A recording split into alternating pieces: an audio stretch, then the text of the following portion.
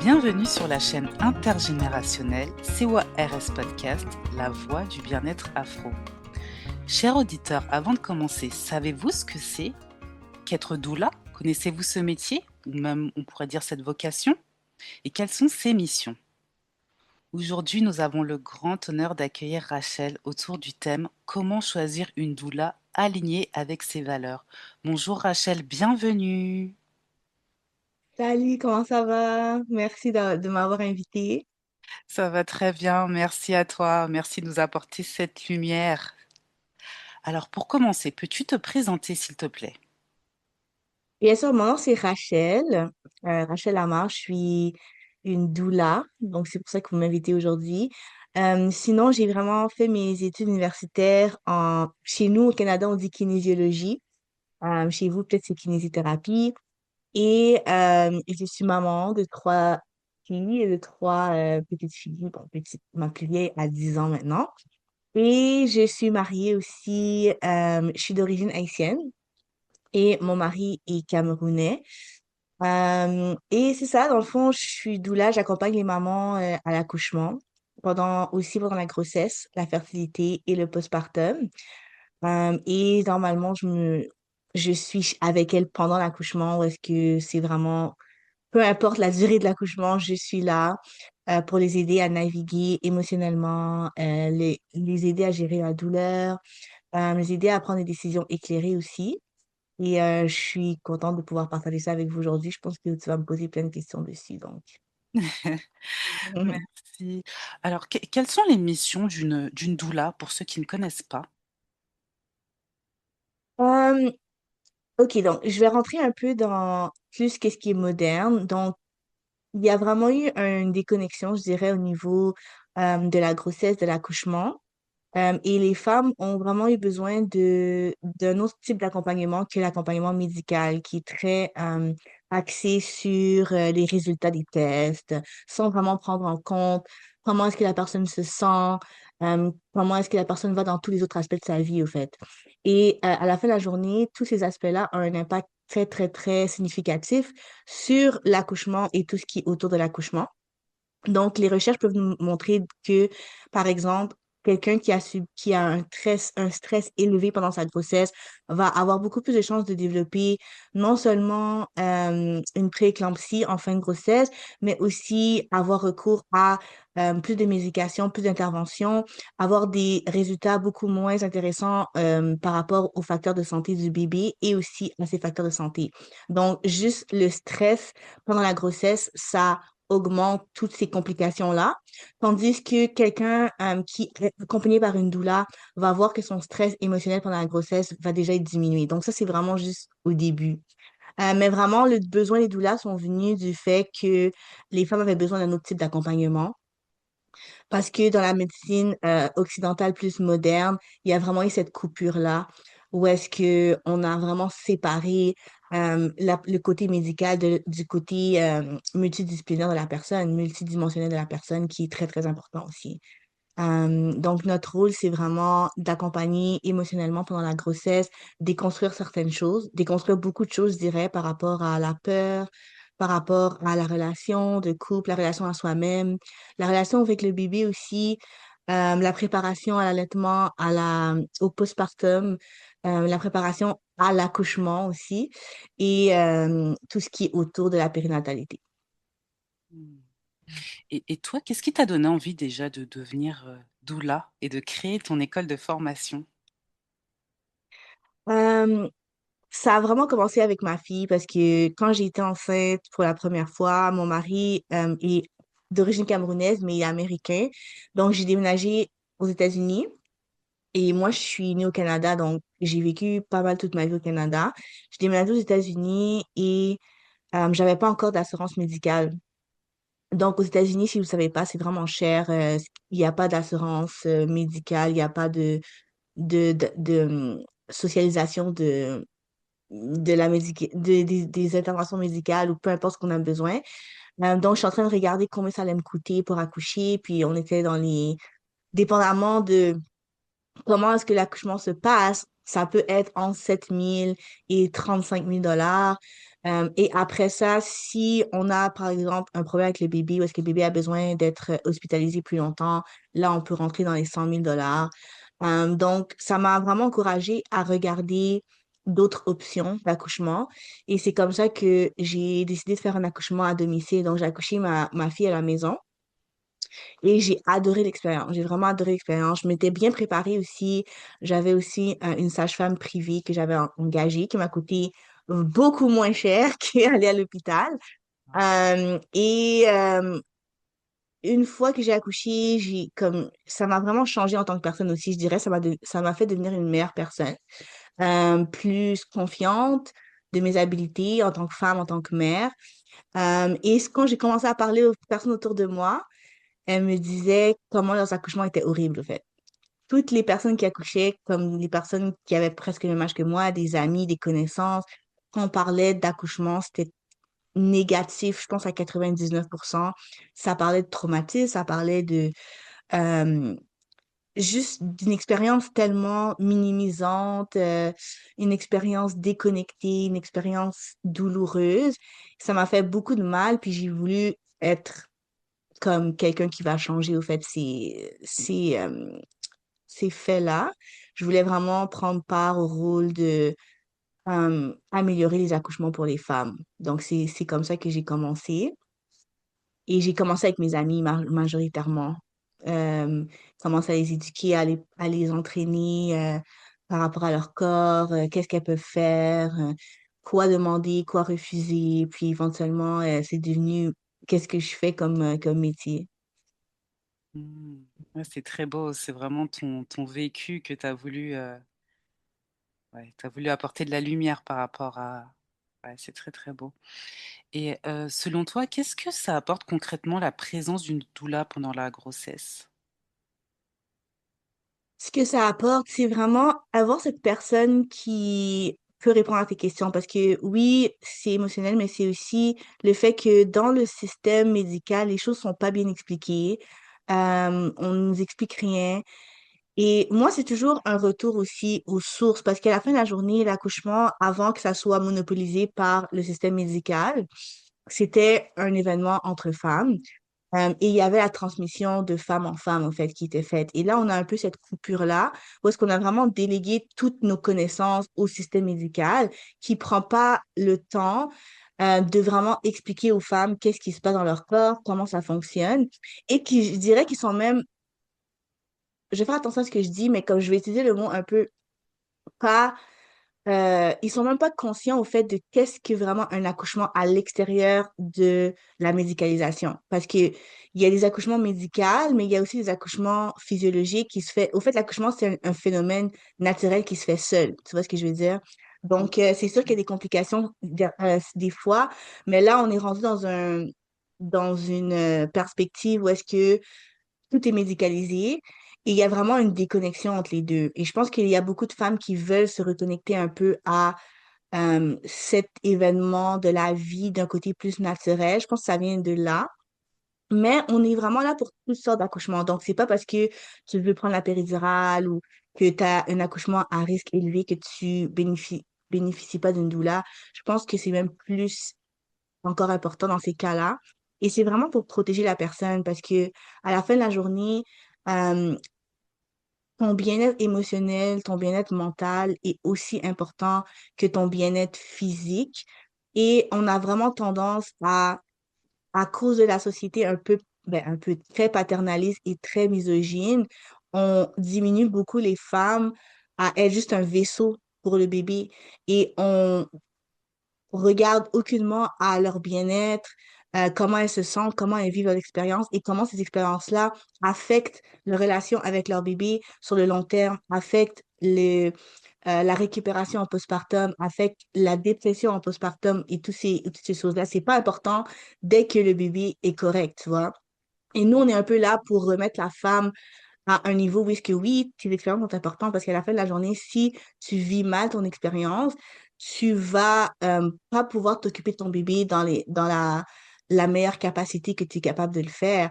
À la fin de la journée, un bébé a vraiment besoin d'une mère en santé et la santé, c'est pas juste qu'on n'est pas morte, là, c'est vraiment on est bien mentalement, on est bien émotionnellement. Et Je pense qu'on est là pour vraiment augmenter le standard. Ou est-ce que le standard, présentement, c'est très bas, c'est vraiment, est-ce que les deux personnes sont en vie, mais on regarde pas comme au traumatisme, on regarde pas au traumatisme du corps, comme on coupe, on déchire, on fait tellement d'interventions qui sont tellement traumatisantes pour le corps et pour le bébé aussi. Et après, on laisse les parents, on laisse les mamans comme à elles-mêmes, tu vois. Donc, c'est vraiment pour un peu recentrer la mère dans cette expérience-là. Parce que c'est vraiment elle qui accouche. Puis je dis toujours ça à mes clients. Je leur dis, on a changé le langage en disant que maintenant, c'est les médecins qui nous accouchent. Comme c'est fou. C'est toi qui fais tout, c'est ton bébé et toi qui travaillez ensemble. Puis on donne le crédit à d'autres personnes. Puis déjà là, c'est vraiment la source un peu de beaucoup de problématiques qu'on retrouve dans ce milieu-là. Et il existe différents types d'accompagnement, différents types enfin, des doulas qui sont plutôt culturels, spirituels, physiques ou autres. Est-ce que tu peux nous en parler un peu plus? Oui, au fait, j'aime beaucoup retourner à l'histoire parce que avant, on était pris en charge, comme je dis, il y avait la transmission des femmes et c'était vraiment tout ensemble du fait que on était pris en charge d'un côté médical, ok, médical, pas dans le contexte occidental qui est très machine et tout ça, mais où est-ce qu'on nous recommandait certaines plantes, on nous recommandait certaines médications par rapport à nos problématiques. Mais cet accompagnement-là était jumelé aussi avec l'accompagnement spirituel, avec l'accompagnement émotionnel, avec les explications, avec la préparation à travers la grossesse, avec la récupération aussi en postpartum qui est très importante. Donc, je dirais que c'est vraiment le fait qu'on a un peu séparé les deux. Présentement, on a sage-femme ou obstétricien et doula séparés, tandis qu'avant, c'était vraiment un rôle où est-ce que la personne qui amenait ces services-là ou les personnes qui amenaient ces services-là c'était ensemble. Là, on a vraiment séparé les deux. Euh, donc, maintenant, on peut retrouver des doulas qui sont beaucoup plus dans, tu sais, le concret, l'information, où est-ce qu'on va faire l'éducation, on va conscientiser les gens sur leurs choix. Comme ça, eux, ils peuvent faire les meilleurs choix. C'est sûr qu'il y a des doulas qui, moi, en tout cas, dans mon école, la philosophie, c'est vraiment multidimensionnel. Ça veut dire que je m'attends à ce que quand on accompagne quelqu'un, ce soit pas juste sur un aspect. On fait c'est de la déconstruction des peurs. C'est quoi tes idées reçues par rapport à l'accouchement? Qu'est-ce que toi, t'aimerais avoir comme expérience et comment arriver à cette expérience-là? Relation aussi, comme comment ça se passe dans ta relation, comment ça se passe avec ta relation avec tes parents, parce que surtout des fois, la relation parent-enfant que tu as avec tes parents, ça va commencer à se recréer. Puis qu'est-ce que tu aimerais pas recommencer? Qu'est-ce que tu aimerais arrêter dans ta procréation et qu'est-ce que tu aimerais continuer de t'aligner? Les questions comme ça sont vraiment importantes. Après ça, on a aussi le côté physique. C'est sûr que moi, vu que je sais pas comment dire ça en français, mais un background en kinésithérapie. Je fais aussi beaucoup de préparation physique parce que des fois, les blocages peuvent venir du côté physique s'il y a beaucoup de tension musculaire ou ligamentaire. Donc, vraiment, tous les aspects qui peuvent aider au fait la personne à vivre un accouchement positif et un postpartum positif, c'est un peu ça qu'on adresse. Mais chaque doula a vraiment ses spécialités. Je pourrais pas parler pour toutes les doulas. Il y en a qui se concentrent plus sur le côté spirituel, il y en a qui se concentrent plus sur euh, le côté physique. Mais moi, je trouve que la meilleure approche, c'est vraiment une approche globale qui va prendre en compte toutes les dimensions de la personne.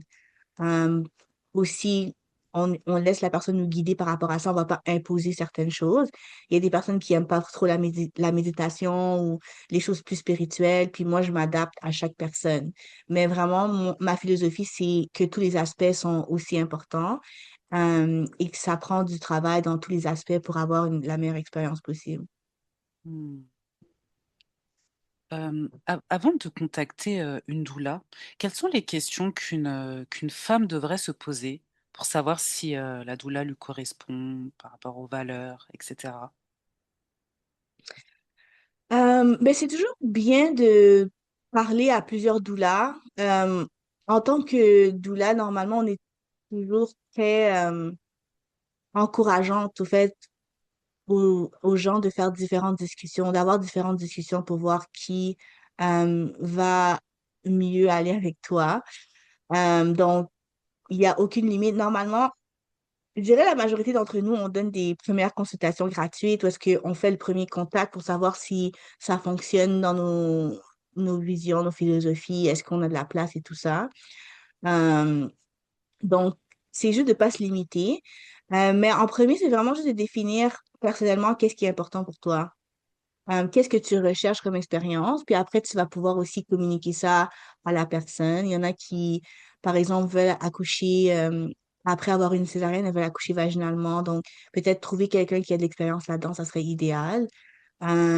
Sinon, il y en a qui aimeraient avoir un accompagnement plus méditatif, hypnonaissance, des choses comme ça. Donc, trouver quelqu'un qui s'aligne là-dedans. Vraiment, il y a toutes sortes de personnes, toutes sortes de doulas. Puis c'est vraiment qu'est-ce que toi tu veux, qu'est-ce que toi t'aimerais avoir, que tu devrais comme un peu, qui devrait te guider. Mais éventuellement, tu vas trouver la personne qui matche le mieux avec toi. Euh, je dirais de pas trop te mettre de pression non plus que tu dois absolument trouver la bonne personne parce que il y a,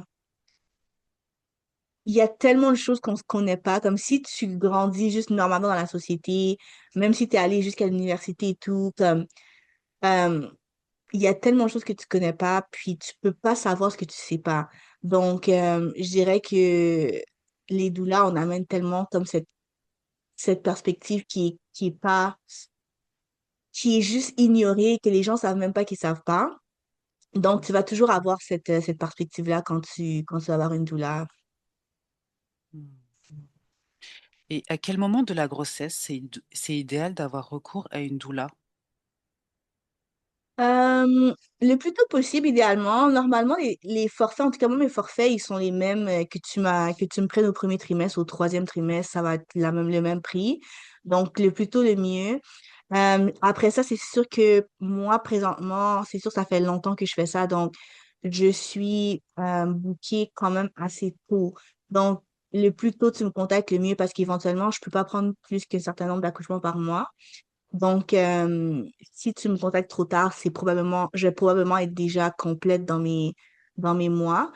Euh, donc, c'est ça. Le plus possible, le mieux, honnêtement. C'est sûr qu'il y en a qui préfèrent attendre les 3 mois pour être sûr que, il n'y ait pas de fausse couche, tu sais, pour éviter, commencer un contrat et pas compléter la grossesse. Mais moi, je dis le plus tôt possible, le mieux. Hmm.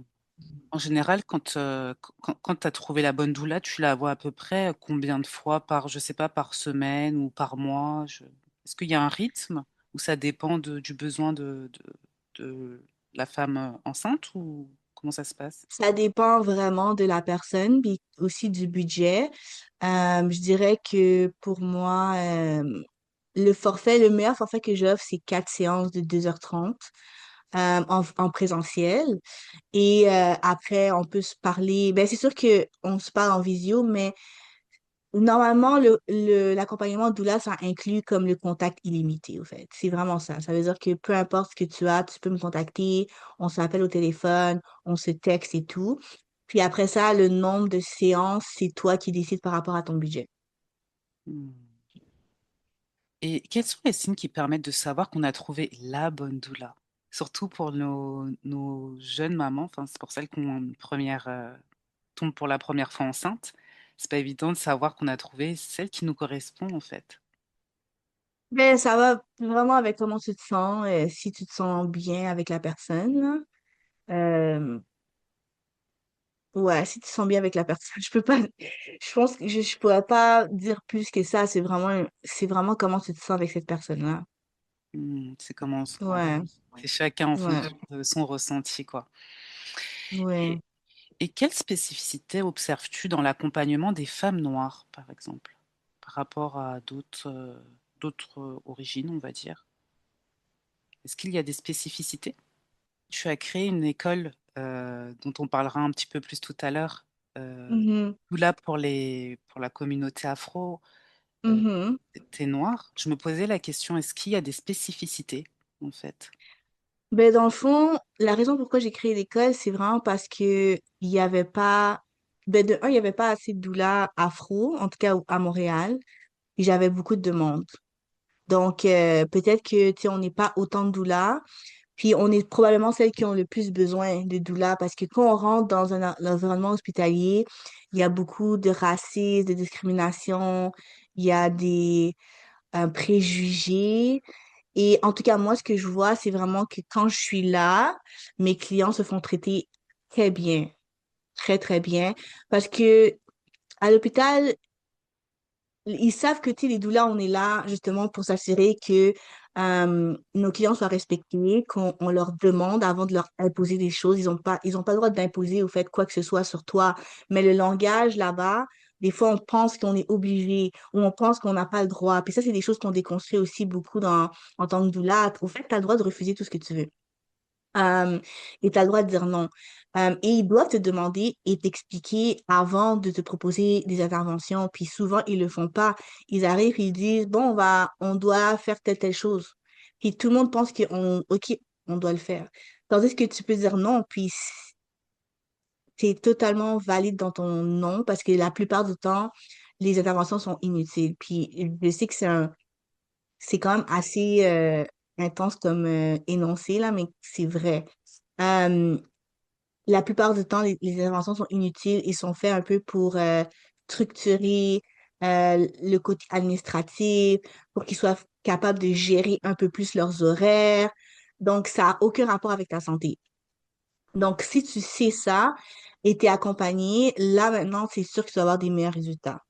Je vais donner un exemple. La grande majorité des personnes se font proposer une provocation. Ça veut dire que on va proposer de provoquer ton accouchement pour commencer l'accouchement prématurément parce que ton corps n'a pas commencé par lui-même. Et ça, c'est proposé vraiment, je pense, 90% de mes clientes qui ont dépassé 39 semaines vont se faire proposer une provocation. Tandis qu'il n'y a aucune raison médicale, il n'y a aucun problème, la tension artérielle de la mère est bonne, le bébé va bien, le cœur va bien, tout va bien, mais on propose systématiquement les provocations. Et je dirais la provocation, c'est vraiment le début de la médicalisation, où est-ce que une fois qu'on commence à forcer ton corps à faire quelque chose, ça continue et on force jusqu'à la fin, en fait. OK? Donc, beaucoup de personnes, ils commencent un accouchement en étant provoqués et ont des expériences très négatives parce que leur corps était juste pas prêt à accoucher. Et on a dû faire telle intervention, telle intervention, telle intervention, telle intervention. Et ça devient de plus en plus stressant pour le bébé aussi, parce qu'à la fin de la journée, c'est quand même de la drogue qu'on met dans le système. Et éventuellement, ça peut aussi amener à une césarienne. Donc, toutes ces choses-là, c'est des choses que les gens, ils savent pas. Et quand tu es accompagné par une doula, tu peux faire respecter tes choix plus facilement. Par exemple, si tu dis non, je veux pas faire ça, puis il y a personne à côté de toi, tu peux te faire intimider, tu peux te faire mettre de la pression et tout ça, mais quand ils savent qu'il y a quelqu'un là qui est justement là pour s'assurer que tu es respecté, ça change totalement comment la personne est traitée, vraiment. Et des fois, mais en tout cas, moi, dans mon expérience, tout le temps, c'est comme si quand quelqu'un a une doula avec elle dans la chambre, maintenant, le personnel médical essaye d'être tellement gentil, compréhensif, aidant parce qu'ils se disent que c'est comme s'ils veulent faire voir à la personne comme, oh, pourquoi t'as appelé une doula? Comme on est tellement, comme on est tellement gentil, on est tellement bien. Tu vois ce que je veux dire? Ouais. Tu vois c'est vraiment le vibe que j'ai là. Mais je sais pas, en France, c'est un peu différent, honnêtement, parce qu'en France, c'est difficile pour les doulas de rentrer dans les salles d'accouchement. C'est pas tous les hôpitaux qui les laissent rentrer. Puis notamment, c'est vraiment parce que vous laissez seulement une personne rentrer dans la salle d'accouchement, tandis que nous, c'est deux. Donc, la personne peut facilement avoir son conjoint et sa doula, tandis que en France, la majorité du temps, il faut choisir entre les deux. Et c'est sûr que beaucoup de personnes veulent que leur conjoint soit présent pendant l'accouchement, tu vois. Mais c'est pas partout, mais quand même, c'est un peu différent par rapport à cette culture-là. Euh, mais oui, c'est ça que je voulais dire. Fait que pour les femmes noires, c'est vraiment les protéger du racisme, des préjugés, avoir quelqu'un qui est là pour comme amplifier leur voix. On n'est pas là pour faire des décisions pour vous, mais si tu dis non, je veux pas ça, là, on peut dire, ben, elle a déjà dit non, elle a déjà communiqué non, puis on peut comme vraiment être la personne qui peut advocate pour vous. Après, pour les femmes noires, oui, c'est vraiment les préparer, puis aussi leur donner aussi des soins qui sont plus culturellement appropriés, comme moi, j'adore faire les soins postpartum traditionnels. Euh, Tout ce qui est bain aux plantes, le sauna vaginal, le massage pour le bébé, pour la maman. Comme toutes ces choses-là, c'est des choses qui sont extrêmement bénéfiques pour la mère et le bébé. Et c'est des choses que moi, personnellement, dans mon école, justement, j'aimerais qu'on continue à transmettre ces choses, à pratiquer ces choses, à valoriser ces choses-là. Donc, c'est pour ça que j'offre des cours par rapport à ça aussi. Hmm.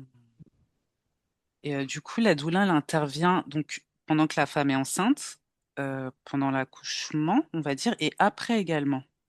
Dès que bébé est là, en Oui, fait, oui, la doula est toujours là, comme exactement. comme C'est une c'est ça la maman, une grande grande sœur, différence. quelque chose comme ça, en fait. Oui, c'est vraiment ça. Puis normalement, dans nos cultures, c'est quelque chose qui est déjà comme qui fait partie de la culture. C'est quand tu accouches, tu es prise en charge par ta mère ou ta belle-mère ou les femmes de ta famille. Mais tu sais, ici en Occident, on est très individualiste. Les gens travaillent comme même s'ils veulent t'aider, ils peuvent pas, ils doivent payer leurs factures. Donc, il n'y a pas ce soutien-là. Puis c'est ça qui est un peu difficile parce que des fois, les femmes maintenant se retrouvent vraiment seules et ça fait des ravages au fait dans la santé des femmes et des bébés. Parce que c'est pas quelque chose que tu es supposé faire seul. Puis si tu regardes à toutes les cultures autochtones, que ce soit asiatiques, africaines, autochtones de l'Amérique du Nord et du Sud, les femmes sont toujours prises en charge. Comme on fait pas juste accoucher puis là demain tu dois faire à manger là comme ça marche pas comme ça.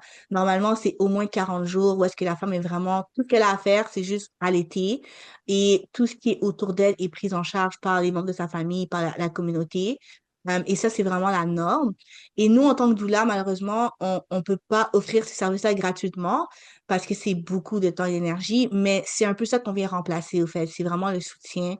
On encourage aussi beaucoup les gens à demander du soutien parce qu'il y a aussi cet aspect où est-ce que en tant que femme noire, on est vraiment socialisé à être extrêmement forte, indépendante. On n'arrête jamais, on porte tout sur nos épaules, ce qui est comme mm, non, on fait pas ça. OK, c'est fini. Hmm. Donc, vraiment demander du soutien. Apprendre à demander du soutien aussi parce que des fois, on demande pas et même la plupart du temps, on refuse. Comme tu sais, quelqu'un dit, oh, je vais faire ça pour toi. Oh non, c'est pas grave, non, ça va. Moi, j'apprends à mes mamans comme, oui, tu dis oui à tout ce qu'on t'offre, au fait, tu vois, parce que à la fin de la journée, ça, c'est aussi l'énergie féminine. Comme Hmm. accepter et transformer, comme recevoir et transformer. Donc, ça, c'est vraiment des choses qu'on discute qui sont très importantes, juste pour améliorer la santé des mères de nos communautés. Et quand les mères de nos communautés vont mieux, toute la communauté va bien parce que si une mère est en santé, les enfants vont être en santé, ils vont être équilibrés, ils vont pouvoir aussi euh, reproduire ces schémas aussi d'équilibre. Hmm. Et peux-tu nous raconter une expérience où ton accompagnement a réellement transformé l'expérience d'une famille ou d'une maman, ou on va me dire plutôt d'une famille. Honnêtement, ça transforme toujours, comme je peux. Comme je me vante pas, mais c'est les retours que j'ai, tu vois ce que je veux dire? Comme euh, les mamans, par exemple, je me fais rappeler presque tout le temps pour deuxième, troisième bébé. Donc, le fait qu'elles ont déjà accouché, mais elles veulent quand même que je sois là pour la deuxième fois, pour la troisième fois, déjà là, ça prouve que les femmes, des fois, elles me disent comment je peux pas le faire sans toi, mais je leur dis toujours que tu es capable de le faire sans moi, mais ça me fait plaisir d'être là. Parce que moi, c'est important pour moi qu'elles croient en elles. Euh, je dirais une des plus belles expériences, c'est vraiment une maman qui, elle avait déjà eu 3 césariennes. Elle avait eu 3 césariennes, dont un bébé prématuré et un bébé qui était décédé après quelques semaines. Hmm. Et dans le fond, si vous pouvez voir, les médecins étaient comme absolument pas, tu vas pas accoucher vaginalement, c'est impossible, c'est trop dangereux, blablabla, blablabla. Et elle a dit que, quand elle m'a contactée, elle m'a dit, je sais que je suis capable de le faire. Je sais que avant, quand j'ai accouché par césarienne, j'étais pas en santé, j'allais pas bien mentalement. Et maintenant, je sais que je peux le faire, tu vois. Donc, on a commencé notre relation comme ça. Et, tu sais, j'ai fait l'accompagnement que je fais toujours, qui est les exercices de préparation, les techniques de gestion de la douleur, la méditation, la déconstruction des peurs, tout ça. Mais pendant sa grossesse, vraiment, ses médecins étaient très contre elle. Vraiment, disaient que non, elle peut pas faire ça, la décourageaient, lui faisait peur, lui dire que son bébé allait mourir. Juste imaginer tous ces mots-là qu'on est enceinte, là, comme toute la peur qu'ils essayent de générer en vous. C'est des choses qui arrivent très souvent. Et c'est tellement, c'est juste diabolique, au fait, parce que c'est comme projeter toutes ces choses-là sur les femmes sachant que le stress cause des complications, c'est comme un cycle, au fait, tu vois. Mm. Après ça, il y avait même aussi sa mère qui était contre. Donc, sa mère était comme, pourquoi t'écoutes pas les médecins? Il faut que tu leur dises là. Finalement, elle n'est pas allée à son rendez-vous parce qu'ils avaient planifié une césarienne programmée. Elle n'est pas allée, puis elle a commencé son travail. Je suis allée la rejoindre. J'ai la majorité du temps, je vais chez la personne pendant qu'elle est en contraction et tout. Quand ça avance bien, on se dépasse à l'hôpital. Donc, j'ai aidé avec les contractions. Là, j'ai vu que ça a commencé à être quand même intense. On est allé à l'hôpital. Puis, je pense qu'elle s'est juste couchée, puis elle a accouché, genre. Ça m'a toujours marqué cet accouchement-là parce que le bébé est sorti, elle a pas poussé, comme le bébé est sorti tout seul, et le bébé est sorti dans l'eau, là, dans la poche des os. Oh. Donc, c'était vraiment une super belle expérience. Le médecin était confuse parce qu'elle était juste comme elle savait pas quoi faire parce qu'elle a accouché trop vite, elle n'avait pas préparé toutes ces choses, tu vois. Comme c'est comme moi qui a comme frappé le bébé pour pas qu'il tombe parce qu'il comme il tombait, tu sais. Oh mon Dieu. Mais finalement, j'étais juste vraiment fière d'elle parce qu'à travers la grossesse, tu sais, on a eu tellement d'appels où est-ce qu'elle pleurait, elle était tellement comme juste comme est-ce que je fais la bonne décision parce que tout le monde est en train de me dire que c'est la mauvaise décision, puis que mon bébé va mourir, puis que ça et que ci, que ça. Puis moi, j'étais juste là pour l'encourager, puis lui dire, comme, fais-toi confiance, parce que tu te fais confiance. Est-ce que tu trouves qu'il y a quelque chose qui va pas? Est-ce que tu trouves qu'il y a quelque chose que tu devrais changer? Puis elle me disait non. Donc, je lui dis, mais c'est toi qui portes l'enfant. C'est toi qui sens les mouvements du bébé. C'est toi qui comprends ton corps. C'est toi qui dois aussi croire en toi pour accomplir ce que tu veux. Puis pas pour dire que c'est le cas pour tout le monde, il y a des personnes qui vont avoir besoin d'intervention, tu vois, de chirurgie. Mais cette expérience-là, c'était juste magnifique parce que dans le système médical, ils n'auraient jamais laissé quelqu'un essayer ça. Puis si j'étais pas là ou si elle m'avait pas contacté déjà, elle aurait dit oui à une autre césarienne. Puis là, on dit, tu sais, pour eux, ils disent, oh, c'est impossible. Mais c'est pas possible parce qu'ils vont jamais laisser quelqu'un essayer, tu vois. Donc, Mm. voilà, ça, c'est une des expériences que j'ai vraiment appréciées parce que après deux césariennes, normalement, ils te laissent même pas essayer vaginalement, là, mais Mm. voilà. On voit la force de la doula, la force d'avoir Mhm. une doula auprès de soi. Et existe-t-il une tradition de doula à Haïti? Comme je disais tantôt, c'est pas le mot doula, c'est pas un mot, c'est comme un mot grec, là. Mm. Mais le rôle de la doula en tant que tel, qui est l'accompagnement physique, émotionnel, spirituel, oui, ça fait partie de juste les sages-femmes traditionnelles. En Haïti, on les appelle les matrones. Donc, ça inclut tout, ça inclut les rituels, les bains, euh, l'accompagnement pendant l'accouchement, couper le cordon, enterrer le placenta, toutes ces choses-là, en fait, ça fait partie du rôle traditionnel de la matrone. Mm. Donc, la matrone, dans le fond, ça serait une doula et une sage-femme ensemble. D'accord. Et donc en général, c'est une dame, par exemple, dans la ville qui fait ça ou c'est plus une personne dans la famille ou le rôle de matrone? Oui, normalement, c'est quelqu'un de la région qui fait ça. Ça peut être quelqu'un de la famille aussi.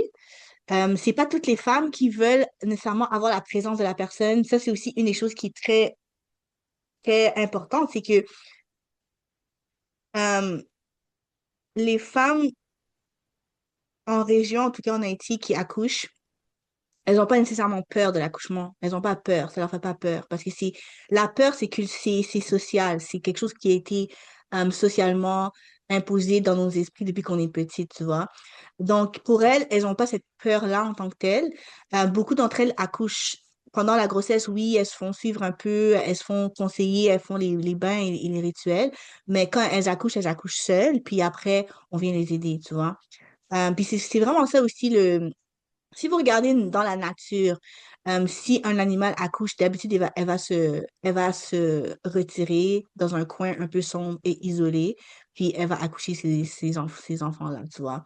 C'est pas vraiment, si, en tout cas, je vais pas rentrer trop là-dedans, mais Mm. c'est un peu comme, c'est comme ça la norme, tu vois. Fait que là, on a beaucoup de travail à faire ici parce qu'on est un peu en train de déconstruire et reconstruire, puis on peut pas faire ça en 9 mois, tu vois Mm. des choses qui ont pris des années à accumuler, là. Ça prend beaucoup de travail pour déconstruire et reconstruire une autre vision. Mais c'est juste pour le contraste, parce que les femmes n'ont pas peur d'accoucher, ça leur fait pas peur, au fait. Donc, c'est pas vraiment comme la norme, où est-ce que, oh, il y a toujours quelqu'un qui est là pour dicter comment les choses se passent, au fait. C'est juste, les femmes accouchent, c'est juste normal, c'est naturel. Euh, tu sais, si elles ont des contractions sur le bord du chemin, elles se mettent sur le bord du chemin, elles font leurs contractions, elles continuent leur route jusqu'à ce qu'elles accouchent, au fait. C'est pas comme un événement sensationnel. Mm. Ouais. Et au Canada, c'est courant pour d'avoir recours à une doula? C'est maintenant. Euh, c'est pas courant, je pense que ça devient de plus en plus populaire. Et je pense que c'est juste le reflet de ce qui manque dans le système médical. Mm. Les femmes, les femmes cherchent du soutien, de l'éducation, euh, parce qu'ils le reçoivent pas. Mm. Ouais. Et est-ce que tu peux nous présenter ton école et les valeurs? Oui, donc moi, l'école que j'ai créée, c'est Transmission Maternité. Euh, ça a découlé du fait que, de un, il y avait trop de femmes qui me demandaient d'être leur doula et j'avais personne à qui les référer. J'avais pas d'autres doulas afro à qui les référer parce que beaucoup d'entre elles voulaient une doula afro, qui est important aussi, justement parce que c'est juste qu'avoir quelqu'un qui comprend ce qu'on vit, c'est important. Surtout, tu sais, en Amérique du Nord, où est-ce que les femmes noires ont beaucoup plus de chances de mourir pendant l'accouchement. Je sais pas en France s'ils ont fait des études dessus, mais je sais que euh, au, en Angleterre, c'est la même chose. Je pense que c'est même encore plus pire là-bas. Où est-ce que les femmes ont plus de chances de mourir, les femmes noires, les bébés noirs aussi, à cause de tous les biais, les préjugés, le racisme qui existent dans le système médical. Euh, les femmes veulent quelqu'un qui leur ressemble aussi parce qu'elles n'ont pas besoin de s'expliquer. Et j'ai cet exemple-là aussi pour moi où est-ce que la première fois que j'ai accouché, j'avais une sage-femme blanche, puis j'adore cette femme, honnêtement. Tu sais, après 10 ans, je lui parle encore, c'est quelqu'un que j'apprécie beaucoup, mais tu sais, elle avait beaucoup minimisé les choses que je vivais par rapport à pourquoi je voulais accoucher à la maison, parce que je me sentais pas en sécurité d'aller à l'hôpital. En étant une femme qui était noire, j'avais vu les témoignages aussi de d'autres femmes noires et d'autres femmes d'ascendance latine qui parlaient de comment elles étaient maltraitées dans ces environnements-là.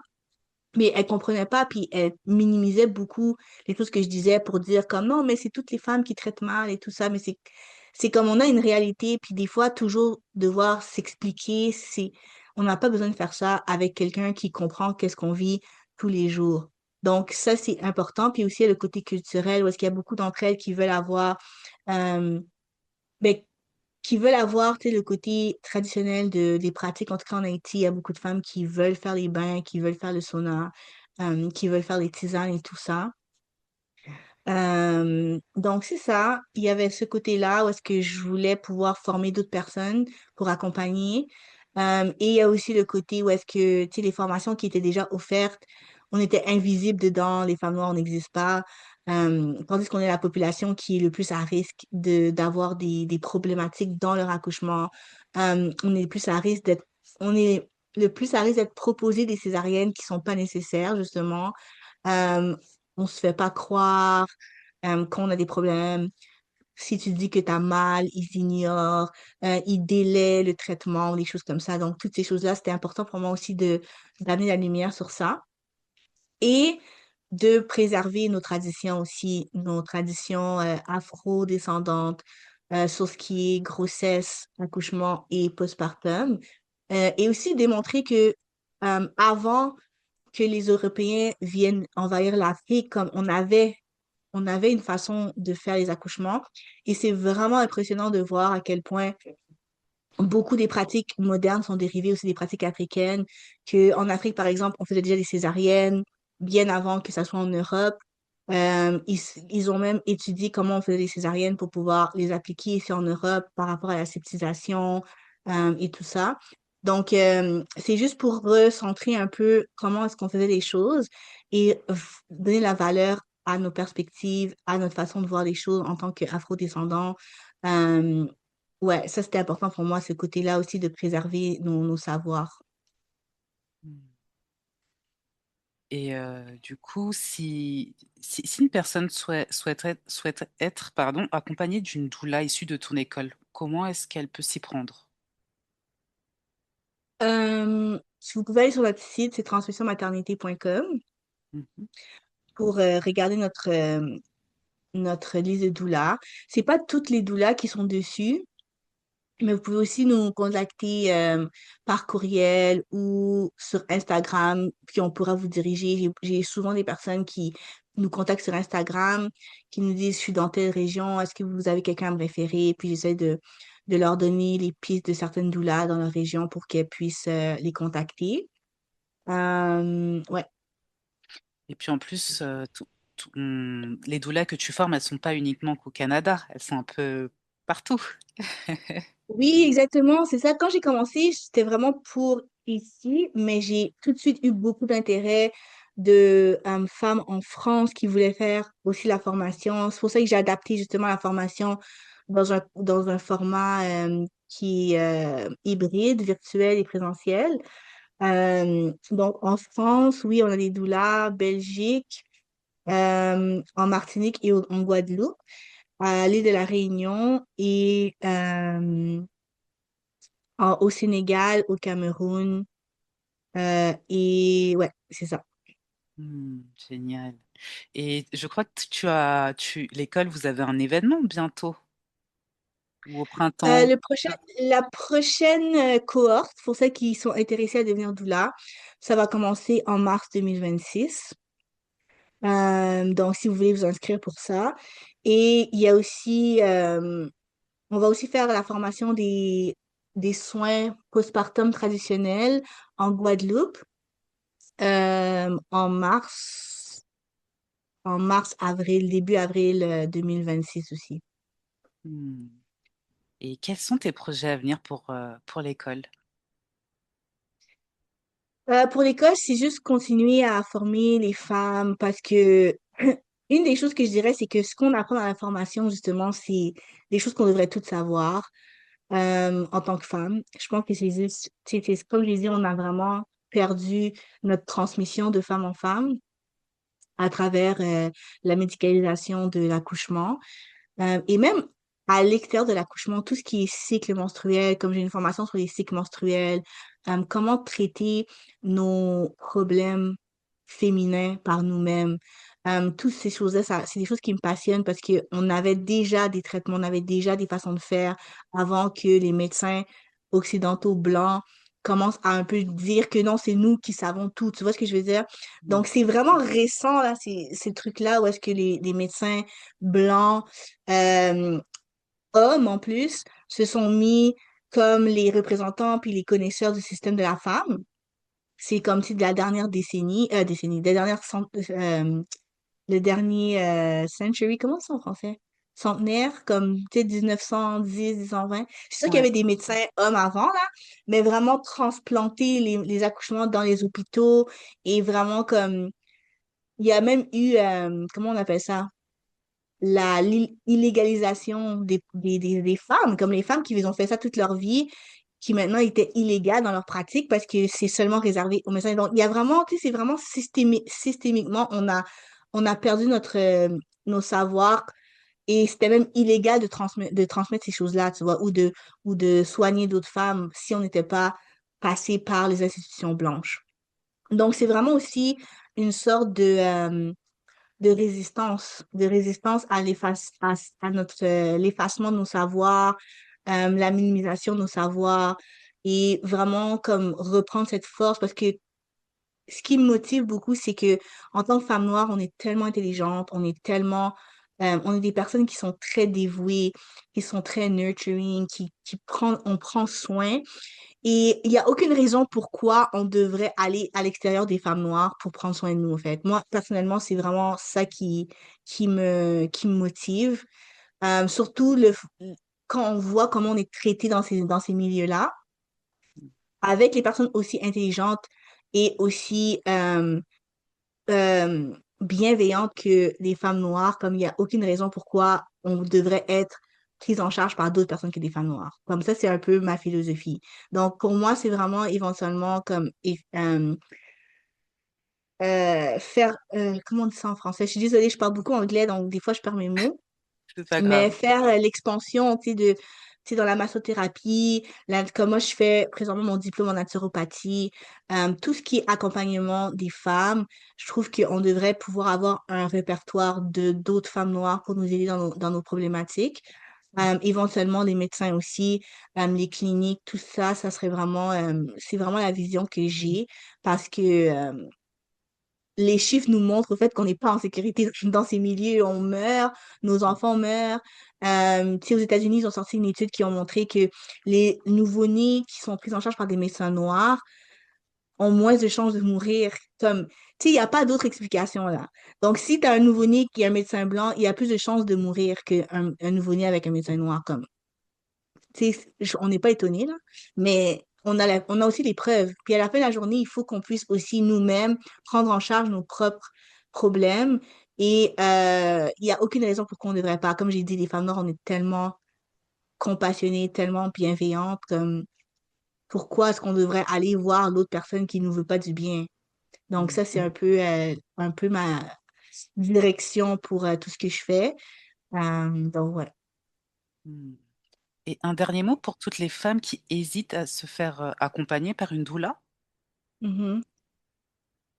Euh, ben, honnêtement, moi, j'aime travailler avec les gens qui veulent avoir l'accompagnement. Euh, il faut juste que les gens voient la valeur là-dedans. J'ai jamais eu quelqu'un qui a regretté.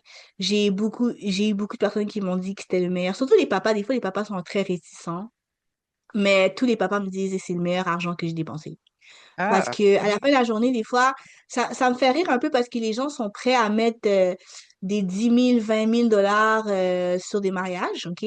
Mais quand c'est le temps du bébé, tout d'un coup, c'est pas aussi important. On va pas investir dans son bien-être, on va pas investir dans le bébé, on va pas investir dans... on va investir dans la poussette qui coûte 1000 dollars, mais on va pas prendre quelqu'un qui va nous accompagner pour qu'on soit comme OK dans notre tête, puis qu'on puisse s'occuper de notre bébé comme il faut, comme ça. Moi, je suis pas là pour forcer les gens. hmm, Je travaille avec les gens qui ont réalisé ça d'eux-mêmes, tu vois, qui vont investir dans leur bien-être et pas seulement, tu sais, dans les trucs comme extérieurs, tu vois ce que je veux dire? Mais hmm, ça, c'est important, en fait, parce que le plus important, c'est comment est-ce que toi, tu vas. Ton bébé, il n'y a pas besoin d'une poussette qui coûte 1000 dollars. Il y a besoin d'une mère qui va bien, qui va s'occuper de lui avec les capacités qu'elle a parce elle est pas traumatisée, au fait, tu vois. Donc, ça, c'est un peu ce que je dirais. Je dirais aussi j'ai deux types de clients. J'ai clients qui sont mamans pour la première fois, puis elles savent parce qu'elles ont fait leur recherche, elles savent qu'elles ont besoin d'une doula, puis il n'y a rien qui va leur dire de ne pas avoir de doula. Puis, deuxième type de clients, c'est des personnes qui ont été traumatisées la première fois. hmm, Donc, pour les personnes qui ont été traumatisées la première fois, ils auraient vraiment aimé prendre une doula la première fois. C'est ça que je dirais. hmm. Et comment peut-on suivre tes actualités? Ben, je suis un peu sur Instagram, sinon sur notre site web, transmissionmaternité.com. Si vous voulez prendre des services avec moi personnellement, c'est Kisaya Birth ou la doula Rachel. Si vous voulez voir les autres doulas à travers notre répertoire et prendre des formations, c'est Transmission Maternité. Un grand merci à toi, Rachel. Merci beaucoup de nous avoir fait découvrir ce beau monde de doula. Et tu Merci as beaucoup. et d'avoir apporté ta lumière et d'avoir inspiré de nombreuses femmes, de nombreuses auditrices et peut-être auditeurs également aussi. N'oublie pas les Ouais, personnes. Un grand merci et puis on mettra toutes les informations sous la vidéo. merci beaucoup. Ciao, ciao!